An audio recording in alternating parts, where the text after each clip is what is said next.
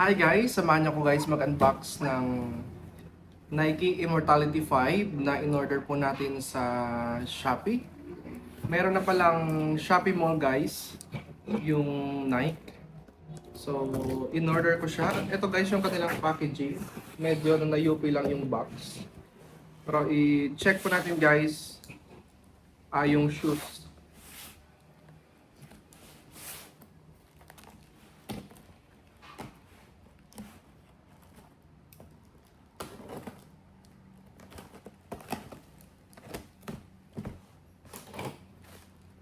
So, eto siya guys. Safe naman siya. Yan yung kanilang packaging. Maganda yung packaging guys. Tapos may mga ano siya. Ang tawag dito, bubble wrap lang na malaki. At eto guys yung shoes. Immortality 5. Same lang siya ng box guys sa 4. At sa 3 ata. So, eto siya.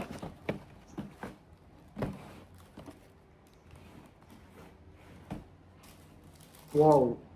Eto guys yung ating shoes.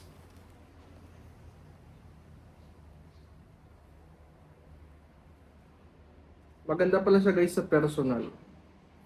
Ang ganda ng color combination ng white, black, at saka yung neon green. At eto pala guys yung pinagkaiba nila sa Nike Immortality 4. Meron ako dito guys. Eto meron akong 4 dito na black. Eto guys yung kanilang outsole. Eto guys yung pinagkaiba nila.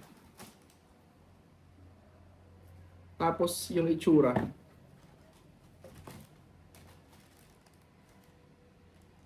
Sa tingin nyo guys, ano yung mas maganda? Yung 5 or yung 4? So, eto siya.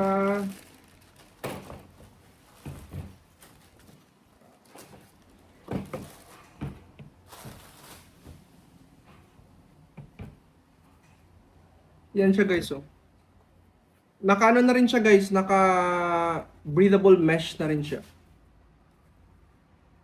Meaning, hindi siya guys mainit. Tapos, dito sa tang niya, naka-embroid na yung logo ni Giannis. At dito guys, naka-embroid ito guys. Yung check logo. At yung midsole nito guys, naka-ano na siya, renew. Naka-Nike renew na rin siya, kaya malambot po siya guys. Yan oh. Yan. Ganyan siya guys kalambot. Eto. Solid. Solid to guys. At kung gusto nyo guys, kung gusto nyo unang umorder nito, ilalagay ko yung link sa ating comment section para makita nyo guys yung Nike Shopee Mall dahil meron na sila.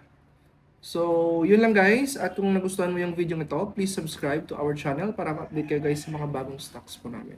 At before ko guys makalimutan, eto pala yung on-fit video niya guys.